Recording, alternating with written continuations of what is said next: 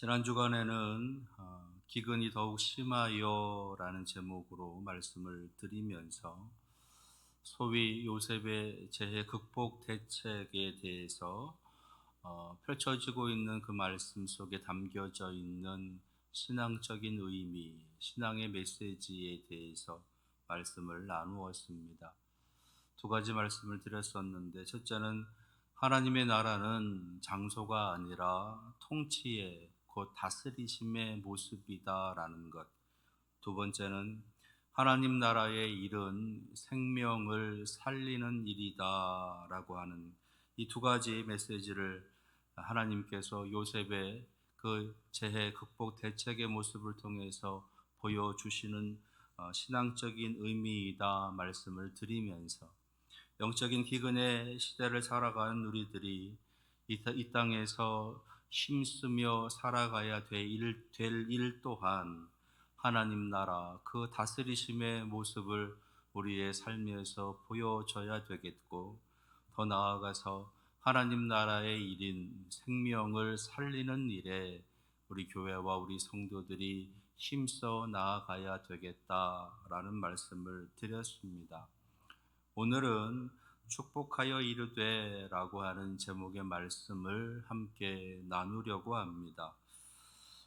함께 읽은 본문 말씀이 기록되어져 있는 창세기 48장 그리고 창세기 49장을 가리켜서 야곱의 축복장이다 그렇게 부릅니다. 창세기 48장에서는 요셉과 그 요셉의 두 아들 므낫세와 에브라임을 축복하는 그런 야곱의 모습을 보이고 있고, 창세기 49장에서는 이제 야곱이 자신의 열두 아들을 축복하는 내용이 담겨져 있습니다. 오늘은 창세기 48장, 그러니까 요셉과 그의 두 아들 이 므낫세와 에브라임을 축복하는 야곱의 모습을 함께 살펴보려고 합니다. 애굽으로 내려온 지 이제 17년이 지난 그런 시간입니다.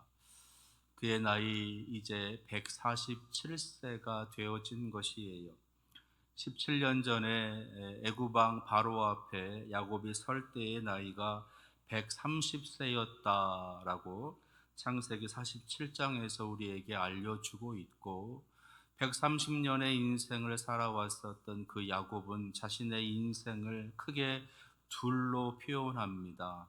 하나는 나그네와 같은 인생이었다. 그리고 또 하나는 험악한 세월을 보냈다라는 것. 나그네 길의 인생, 험악한 세월의 인생을 보냈다라고 하는 것이 야곱이 지난 자신의 인생의 모습을 돌아다 보고 그렇게 회고하고 있는 내용입니다. 그런 긴 세월을 야곱은 그렇게 여기저기를 떠돌아다니면서, 그리고 그 안에서 수많은 적들과 싸우고 대적하고 거기서 이겨내기 위한 참으로 험악한 세월을 보냈었다라고 하는 것을 보여주고 있는 거지요. 그래서일까 오늘 읽지는 않았는데 창세기 오늘 48장 1절에 있는 말씀부터 보시게 되면 야곱이 많이 노쇠했다라고 하는 것을 우리에게 알려주고 있습니다. 제대로 먹지도 못하고 제대로 앉지도 못하고, 그래서 다른 사람의 도움이 아니면 그 침상에서 앉아 있기조차 너무 힘든 그런 연약한 육신을 가지고 있는 야곱의 모습을 보이고 있는 겁니다. 그런 야곱이 이제 그토록 사랑했었던 아들 요셉이, 그리고 그 손자 므낫세와 에브라임을 데리고 오고 있다라고 하는 소식을 듣고 그 요셉과 그 두 아들을 맞이하기 위해서 힘겹게 침상에 앉아 있는 그 모습을 오늘 말씀 속에서 우리가 만나게 되는 겁니다. 그러면서 그 야곱이 마치 이제 마지막으로 이 아들들에게 남겨주고 싶은 그런 말씀이 있는 것처럼 말들을 해내고 있다라는 거지요. 그러니까 마치 유언처럼 요셉과 그 므낫세 에브라임에게 이제 힘겹게 한마디 한마디 하면서 말을 남기고 있다는 겁니다. 근데 그렇게 남기고 있는 그 말을 가리켜서 축복이다라고 부르고 있는 거예요. 오늘 말씀에서도 요셉은 그 요셉과 함께 오고 있는 그 아들들, 그러니까 므낫세와 에브라임에게 이제 내가 그들에게 축복하겠노라라고 하면서 아주 힘겹게 말을 이어가고 있는 모습을 보이고 있다는 거예요. 나그네와 같은 인생을 살아온 야곱이, 그리고 험악한 세월을 살았었던 야곱이 사랑하는 아들 손자들에게 마지막으로 남겨주고 싶은 그런 깊은 말 한마디가 축복의 내용이다라고 하는 것을 보여주고 있는 겁니다. 우리들 또한 이 세상에 살아가면서 마지막이라고 하는 그 시간을 맞이하게 될 것이에요. 그 마지막이라고 하는 그 시간에 우리의 자녀들과 우리 자손들에게 우리는 무엇을 남기고, 어떤 말을 남기고, 무엇을 물려주고 그렇게 살아가야 할까라고 하는 것을 한번 생각해 보게 하는 그런 말씀의 내용이기도 한 것이지요. 오늘 그런 마지막의 시간을 보내고 있는 이 야곱이 이제 축복이라고 하는 내용으로 우리에게 그것을 보여주고 있다라는 겁니다. 근데 여기서 대부분 축복이라 그러면 자녀들을 향해서 잘 되는 그런 삶을 살아가기를 원한다, 또는 자신이 가지고 있는 이러이러한 재산들을, 재물들을 그렇게 잘 나누고 정리해서 물려주는, 유산을 남겨주는 그런 일들, 그리고 자녀들이 앞으로 살아가는 모든 일 가운데 하나님의 은혜와 사랑이 언제나 함께 하기를 원한다라고 하는 축복의 말, 그 정도로 생각할 수가 있겠는데, 오늘 이 야곱이 그들에게 남기고 있는 그 축복의 말들 속에는 우리가 생각하고 있는 그 축복과는 좀 다른 모습들이 담겨져 있다는 겁니다.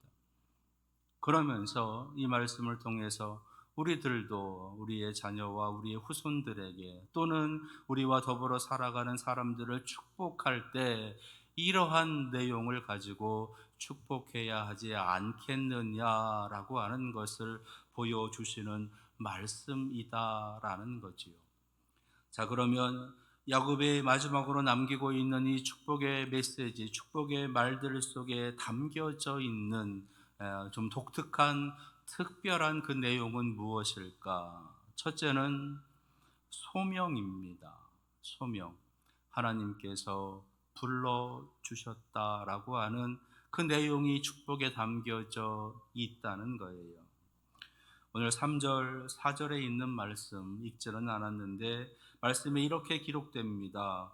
야곱이 요셉에게 이르되 이전에 가나안 땅 루스에서 전능하신 하나님이 내게 나타나사 복을 주시며 내게 이르시되 내가 너로 생육하고 번성하게 하여 내게서 많은 백성이 나게 하고 내가 이 땅을 내 후손에게 주어 영원한 소유가 되게 하리라 하셨느니라.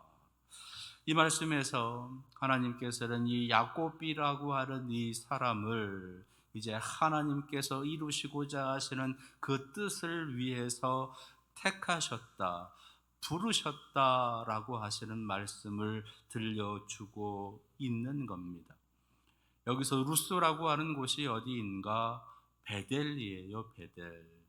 이제 야곱이 형 에서의 축복을 가로채고 이제 이삭을 속여서 그렇게 자신에게 축복하도록 그런 음모를 꾸미고, 그것이 발각된 후에 이제 삼촌의 집으로 도망가던 길, 한 광야에서 돌을 베개 삼아 이제 잠을 자고 있을 때에 하나님께서 꿈으로 그에게 보여주시면서 하늘로 높은 사다리가 올라가고 그곳에 이제 천사들이 오르락 내리락 하면서 놀라운 일을 하고 있는 그 모습을 주셨던 바로 그 땅이 이 루스 베델이라고 하는 곳이었어요.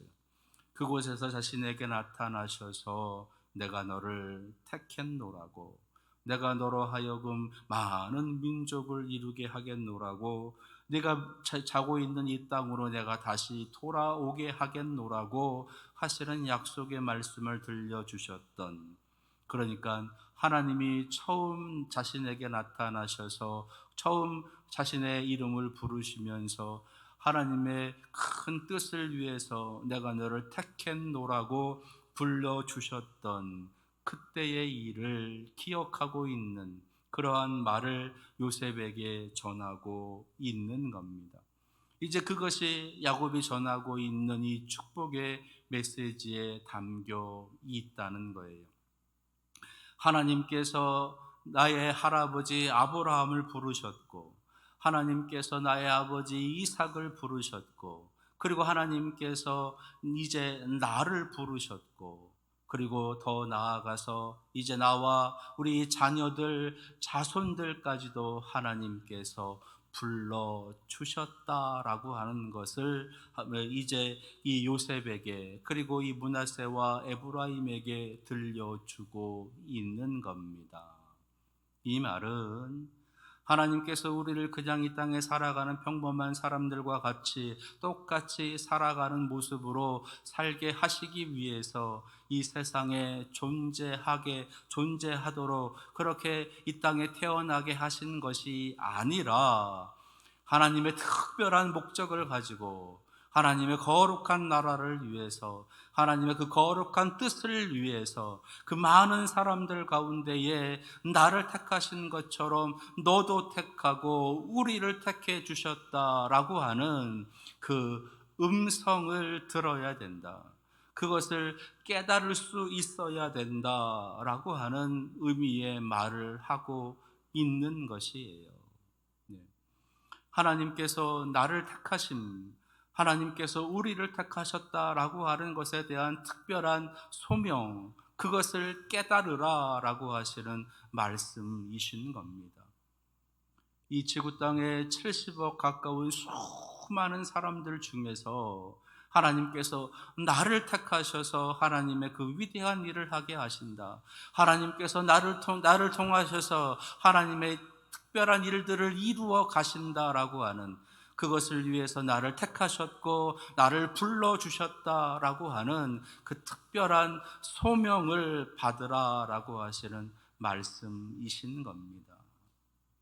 그러니까 어찌해서 내가 교회에 출석하고 어찌해서 예수 그리스도를 알고 어찌해서 그렇게 신앙의 삶을 살아가고 있는 것이 아니라, 나를 향한 하나님의 특별한 계획, 하나님의 특별한 그 관심 가운데서 나를 택하셨다, 나를 불러주셨다라고 하는 그 소명, 그 소명의 말씀을 너도 들어야 된다, 너희도 그것을 깨달아야 된다라고 하는 것을 말씀하시는 거예요.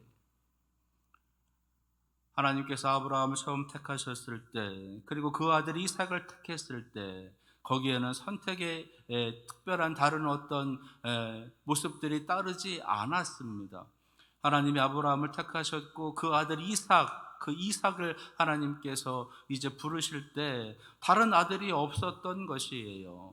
사라의 몸을 통해서 태어난 다른 아들이 없었기 때문에 자연스럽게 이삭으로 내려갑니다. 근데 이삭은 쌍둥이를 낳아요.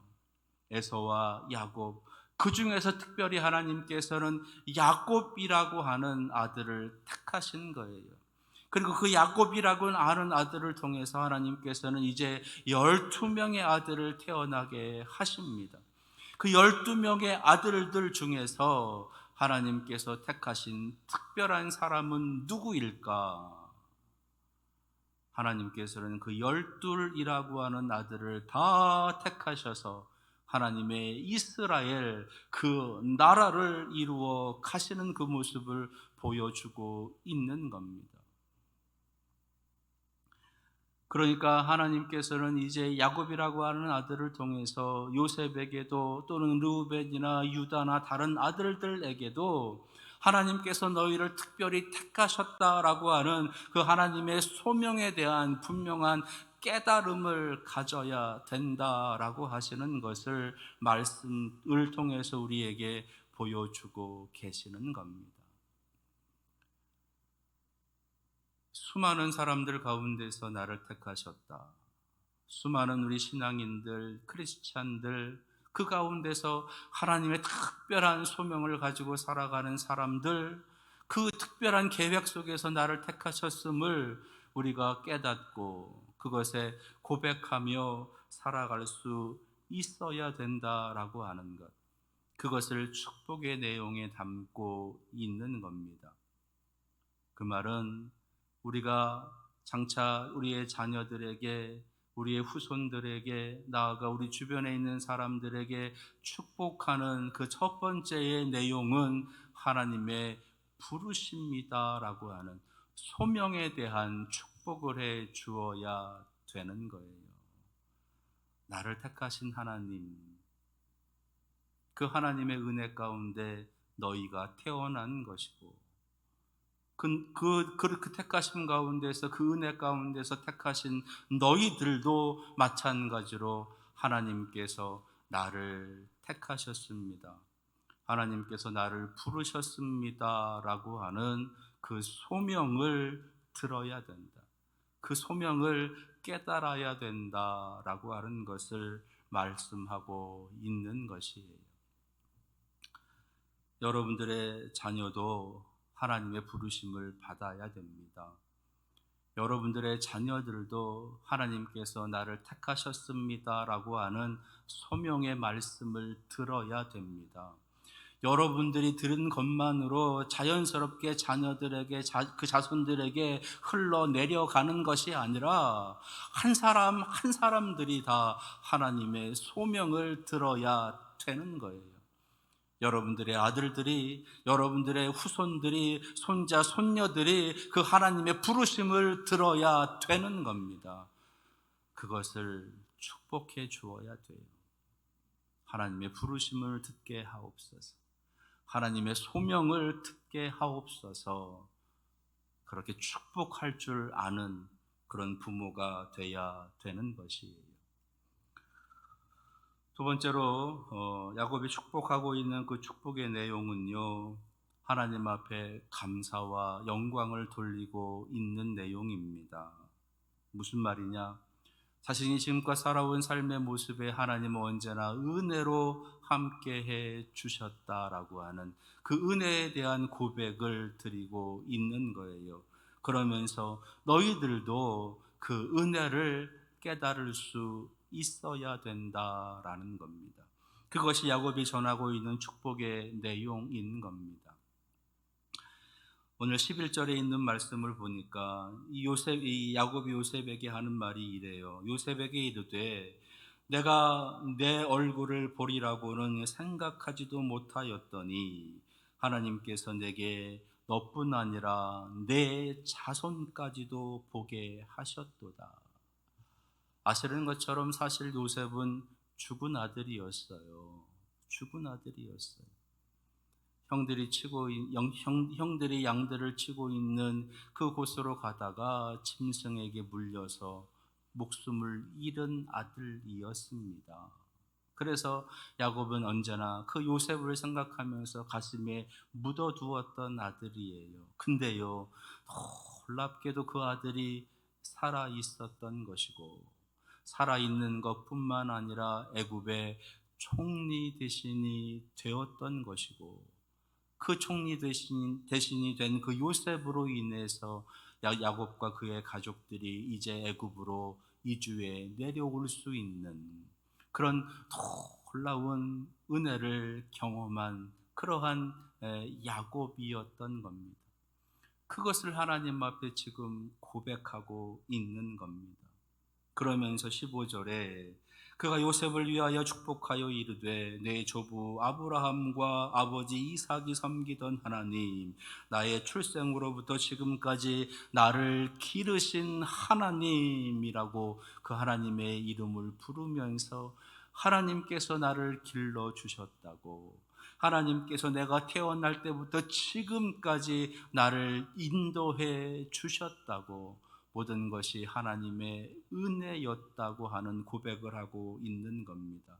그러면서 나의 할아버지 아브라함에게도 주셨던 하나님의 은혜, 나의 아버지 이삭에게 주셨던 그 하나님의 은혜가 동일하게 나에게도 이렇게 놀랍게 내려오게 되었다라고 하는 것을 그렇게 고백하면서 그것을 요셉에게 축복의 내용으로 주고 있는 거예요.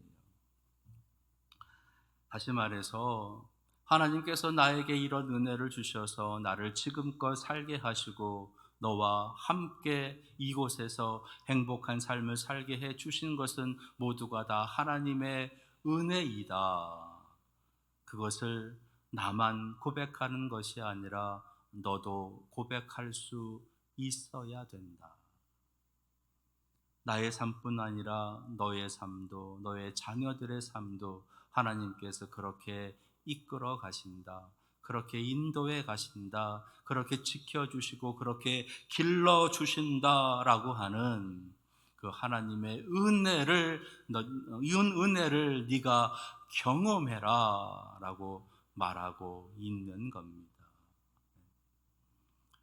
우리가 자녀들을 축복할 때, 우리의 후손들을 축복할 때, 먼저는 하나님께서 나를 택하신 것처럼 너도 택하신 것을 네가 깨달아야 된다라고 말하고, 그 뒤를 이어서 하나님께서 택하신 백성들을 그렇게 지켜주고 계신다, 인도해 주신다, 그것을 너의 삶 속에서 깨달아 고백할 수 있어야 된다라고 그렇게 축복하고 있는 겁니다. 여러분들은 살아가는 여러분들의 삶 가운데서 하나님께서 내게 은혜를 주셨습니다. 하나님께서 나를 사랑하고 계십니다. 하나님께서 나를 지켜주셨습니다 라고 하는 그런 깨달음과 그런 고백으로 살아가십니까? 그와 동일하게 여러분들의 자녀들도, 여러분들의 후손들도 그 하나님을 고백하고 그 하나님의 은혜를 깨달으면서 살아갈 수 있어야 되는 거예요. 그렇지 않으면 하나님을 떠납니다. 그렇지 않으면 하나님이 필요 없어요. 그렇지 않으면 하나님을 의지하지 않습니다. 때문에 우리는 우리의 자녀들이 하나님의 은혜를 깨닫기를, 하나님의 은혜를 깨달을 수 있는 그런 영성을 갖기를 축복해 주어야 되는 거예요. 그래야 나중에 머리가 굵어져서 그들의 그 어떤 의지를 가지고 무엇인가를 판단하면서 살아갈 때 하나님을 부르고 하나님의 은혜를 고백하면서 살아갈 수 있게 되는 것이에요. 여러분들의 자녀들이 하나님의 은혜를 깨닫기를 축복하시는 여러분들 될 수 있기를 바랍니다. 세 번째로 야곱의 축복의 내용에 담겨져 있는 메시지는요, 사명입니다. 사명. 그러니까 하나님께서 이제 나를 어떻게 사용하실 것이다 라고 하는 것에 대한 사명, 그 사명이 축복의 내용에 담겨져 있는 거예요. 16절에 있는 말씀입니다. 이제 이 야곱이 이 에브라임과 문하세와 이 에브라임에게 이제 손을 얹어 축복하고 있는 내용이에요. 나를 모든 환난에서 건지신 여호와의 사자께서 이 아이들에게 복을 주시오며 이들로 내 이름과 내 조상 아브라함과 이삭의 이름으로 칭하게 하시오며 이들이 세상에서 번식되게 하시기를 원하나이다.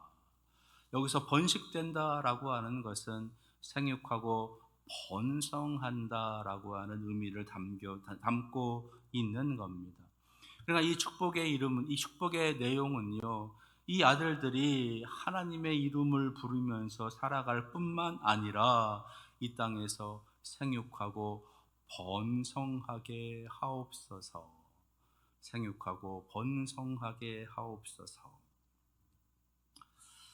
여기서 우리가 한 가지 생각해야 될 것은요, 지금 이 야곱과 아브라함과 이삭, 야곱에게 계속해서 하나님께서 복 주시면서 공통적으로 하시는 말씀이 있어요. 그건 뭐냐? 생육하고 번성하라라는 겁니다. 생육하고 번성하라. 그 곧 하나님의 백성으로 많은 자녀들을, 많은 후손들을 너희들을 통해서 만들어 가도록 너희들이 생육하고 번성하라라고 하시는 말씀을 하고 계시는 거예요. 사실 하나님께서 이 이스라엘 백성 야곱과 그의 가족들을 애굽으로 보내시는 이유가 있습니다.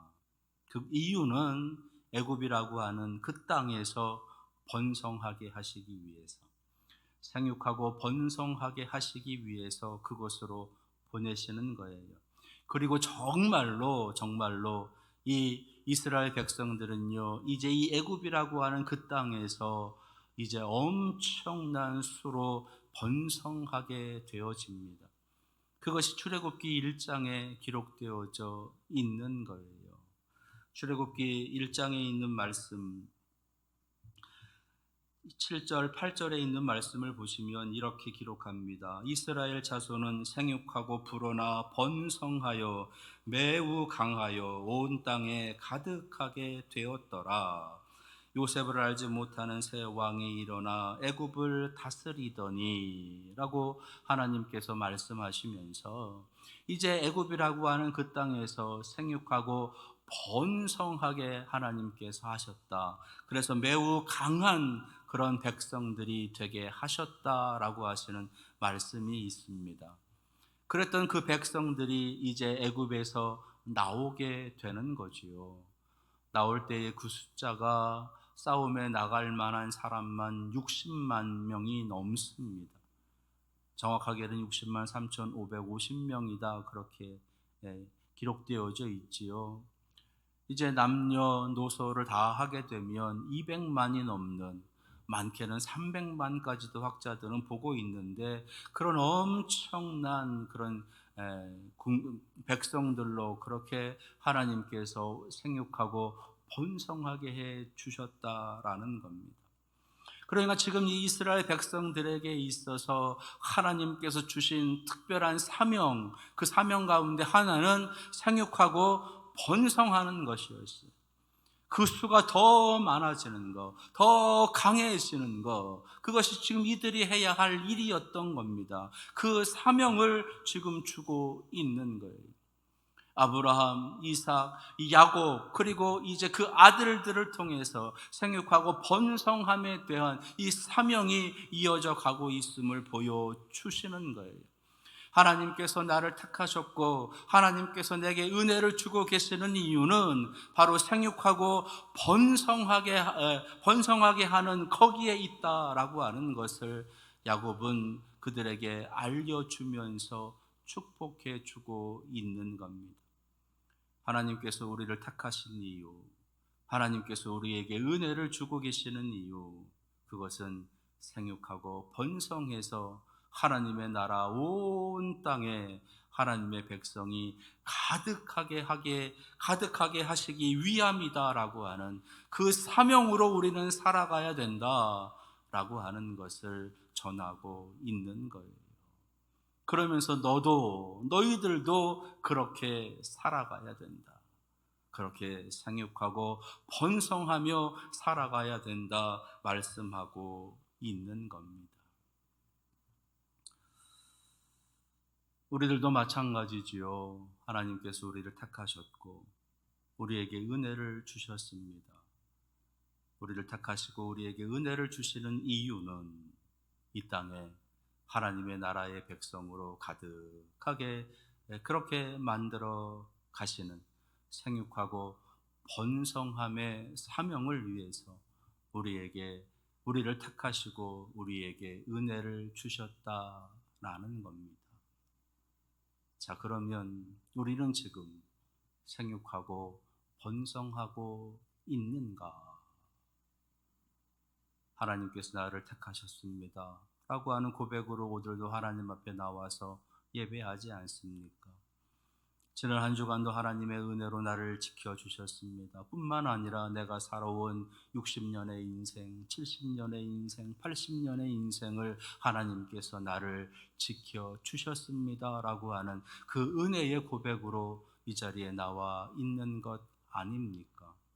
그렇다면 세 번째 축복의 내용인 이 사명, 생육하고 번성함에 대한 사명, 우리는 그 사명을 지금 다하고 있느냐라는 것입니다. 우리의 선배들이, 우리의 부모들이 우리를 향해서 어떤 축복을 했는지 그것을 우리는 잘 기억하지 못할 수도 있습니다. 그러나 오늘 말씀을 통해서 하나님께서는 이제 그 축복의 내용이 어떠해야 되는지를 말씀해 주고 계시는 거예요. 그리고 우리가 우리의 자녀들, 우리의 후손들을 어떻게 축복할 것인지에 대해서도 다시 한번 알려주고 계시는 겁니다. 그 축복의 내용 첫 번째는요, 하나님의 부르심을 너희도 들으라 라고 하는 것이고, 두 번째는 범사에 하나님 앞에 감사하고 하나님의 은혜를 고백하면서 살아가는 사람이 되라 라고 축복하는 것이고, 세 번째는 우리 함께 생육하고 번성할 줄 아는 그러한 하나님 나라의 백성으로, 하나님 나라의 민족으로 살아가자라고 하는 그런 축복을 해야 될 것을 말씀해 주고 계시는 겁니다. 오늘 이 야곱의 축복의 내용이 여러분들의 축복의 내용이 되기를 원합니다. 야곱처럼 여러분들도 하나님의 부르심을 받기를 원한다. 하나님의 은혜를 깨닫고 고백하며 살아가기를 원한다. 그리고 하나님께서 주신 그 사명, 생육하고 번성하는 땅끝까지 이르러 내 증인이 되라 라고 하시는 그 말씀에 순종하며 살아가기를 원한다라고 하는 이러한 축복을 우리의 자녀들에게, 우리의 후손들에게 들려주며 살아가는 우리 사랑하시는 성도들 되시기를 원합니다. 기도하겠습니다.